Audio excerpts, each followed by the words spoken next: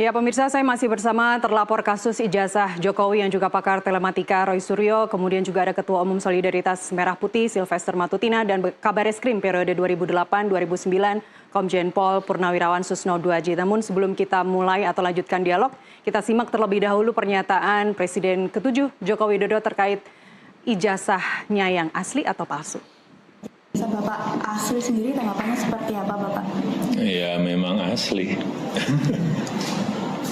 Dengan sudah dibuktikan dari Barreskrim sendiri, harapannya seperti apa, Pak? Karena memang beberapa masih belum puas dengan hasilnya itu. Kalau saya melihat di Barreskrim itu kan sangat detail sekali ya. Membandingkan ijazah asli saya dengan ijazah asli teman-teman saya ada. Kemudian juga foto-foto waktu KKN ada, foto-foto waktu wisuda ada semua. Kemudian foto-foto waktu naik ke gunung ada semua sebagai mapala. Ya sudah saya sampaikan kan, sebetulnya kan saya sedih kalau itu berlanjut ke tahapan berikutnya. Tapi ya supaya sekali lagi supaya gamblang dan jelas itu nanti ijazah asli akan saya buka di sidang pengadilan. Baik, ijazah asli akan dibuka di sidang di pengadilan nantinya. Saya ke Bang Sylvester terlebih dahulu. Bang, emangnya teman seangkatan Pak Jokowi di Fakultas Kehutanan itu cuma ada 3 yang ijazahnya masih ada? Banyak sih faknya, hanya kan yang diselidiki atau diperiksa oleh Barreskrim itu kan 3 orang yang mempunyai ijazah asli yang identik dengan ijazah asli Pak Jokowi. Kalau seangkatan gitu, kan harusnya sama semua, Bang, ijazahnya. Oh ya pasti, seangkatan itu sama semua. Makanya saya bilang tadi yang diselidiki itu baru 3 orang. Tapi kan selain identik ijazah, itu juga ada ijazah SMA juga diselidiki. Terus kepada semua teman-teman pengurus di UGM ataupun di SMA-nya, terus dekannya, segala macamnya, dosen pembimbingnya, semuanya kan pastinya itu puluhan orang yang sudah diperiksa. Satu angkatan ada berapa sih, Bang? Saya kurang paham itu kan. Baik. Ini berarti lulus tahun 85, lulus 85 berarti S1 Fakultas Kehutanan apa? Insinyur atau dokterandes waktu itu ya? Itu kalau kita lihat tuh insinyur ya, tapi dokterandus ini saya harus mengatakan waktu itu ada peresmian pabrik Sritek, kemungkinan salah penulisan jadi dokterandus itu. Jadi saya harus mengingatkan ke masyarakat jangan terkecoh dengan dokterandus yang waktu peresmian di Sritek, karena itu salah penulisan. Baik, artinya ini nanti akan ada lagi teman-teman Pak Jokowi yang akan memberikan ijazahnya yang identik dengan milik beliau, begitu?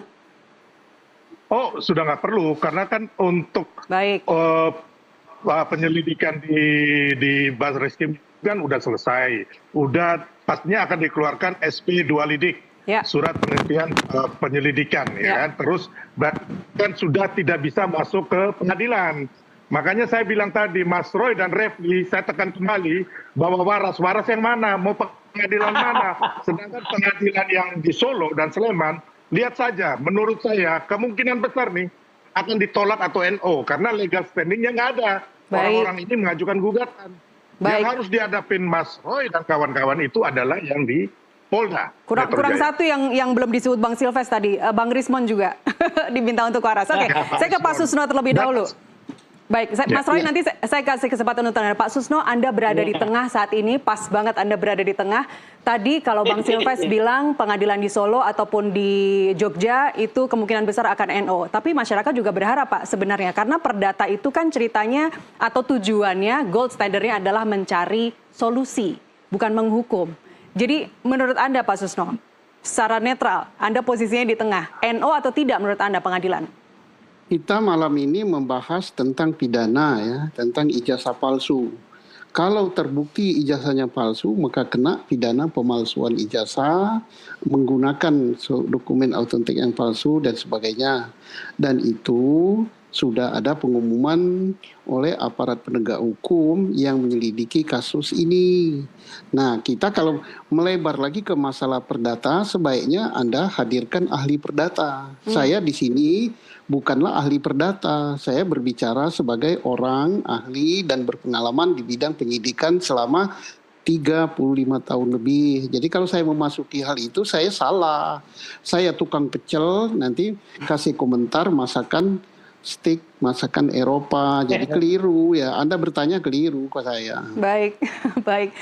Mas Roy, Anda dan Bang Rismon juga sudah mengecek gitu ya, menguji sendiri. Tapi yang Anda uji itu kan juga bukan ijazah asli dari Pak Jokowi. Bagaimana Anda memastikan bahwa tipe atau teknologi yang digunakan tahun 85 tidak secanggih yang Anda saksikan, misalnya secara digital? Ya, jadi selain ijazah ya, yang sudah saya pegang sebagai primary evidence itu adalah skripsi.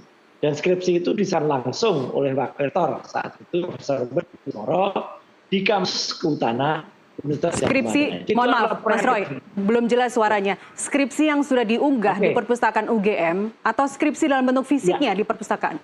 Skripsi dalam bentuk fisik, skripsi fisik ya. Jadi baik. skripsi fisik itu ada bukti diri ya, itu primary evidence. Kalau ijazahnya itu kan yang ada waktu itu adalah yang diunggah oleh saudara Sandi, ya gitu. Kalau yang baik, kita tentu saja nanti sampel yang baik, gitu loh. Dan kenyataannya, yang sekarang kemarin juga Sandi sudah menyampaikan langsung di tempat depan Jokowi, dia mengatakan bahwa dia minta maaf pada Jokowi karena dia sudah mengunggah itu yang dan dikatakan itu asli. Jadi sebenarnya nggak ada masalah dengan itu.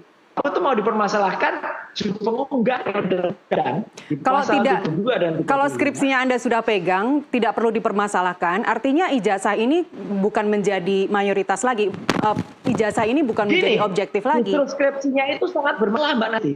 Skripsi itu sangat bermasalah. Di skripsi itu tanda tangan dari Profesor Dr. Ahmad Sumitro itu ditolak oleh anaknya yang namanya Mbak Aida Greenberry. Aida Greenberry yang ada di Australia itu menyatakan itu bukan tanda tangan Pak Ahmad Sumitro. Nama Pak Ahmad Sumitro nggak salah penulisannya. Terus tidak ada lembar pengujian, ini yang paling penting.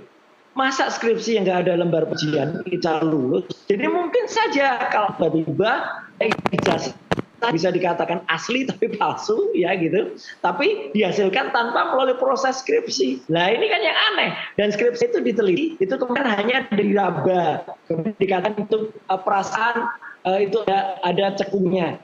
Come on gitu ya. Ini kritik bagi kita semua lah untuk kebaikan ke depan.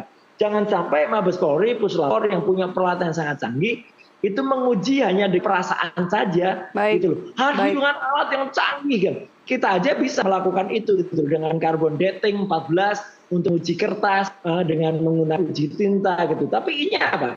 Intinya yang kemarin itu harus diperbaiki. Dan satu lagi, tadi kita nyebut-nyebut nama Kevin ya. Sayangnya kita nggak usah lah, itu gibah namanya. Tapi akan makin banyak nanti ahli-ahli seperti kemarin. Ada Profesor Jamin Ginting yang juga menyatakan mengkritisi itu para hukum pidana. Ini proses ini salah gitu. Proses ini aneh. Proses itu harusnya yang namanya penyidikan itu ada di level penyidikan gitu. Tapi ya biar masyarakat itu Mana Siti, kalau ternyata ada banyak ada banyak profesor nanti yang mengungkapkan, tapi ternyata diabaikan begitu saja. Baik, bukan gibah kalau ada data-data ya Mas Roy. Bang Silves, boleh ditanggepin singkat saja Bang?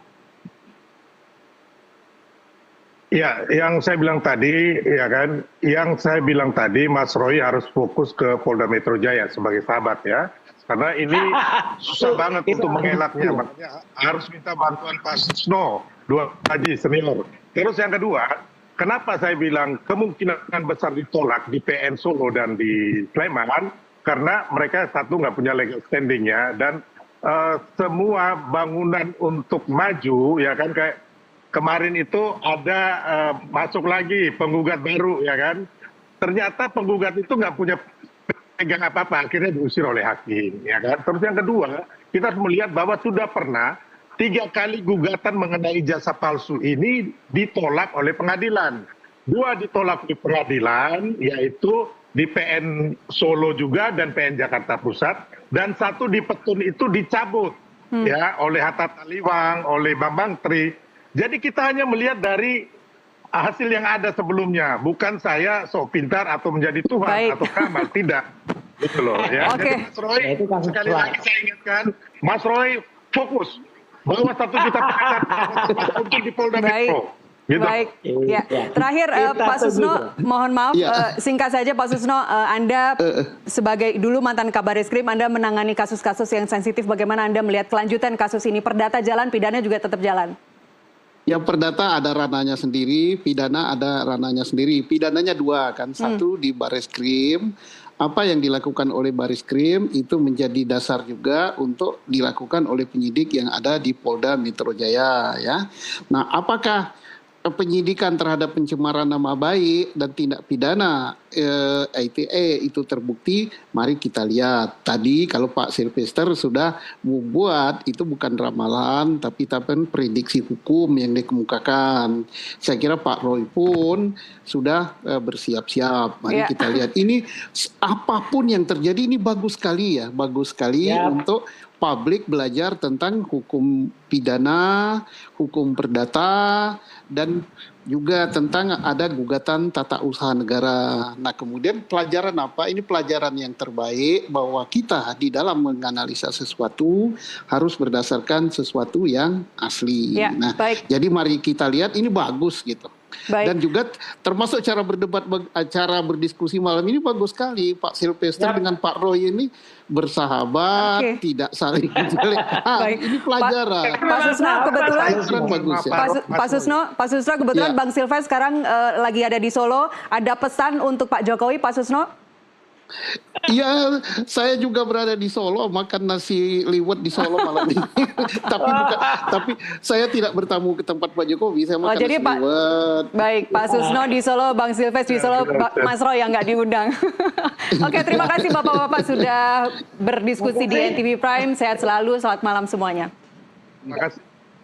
NTV Prime masih akan kembali usai jeda, tetaplah bersama kami.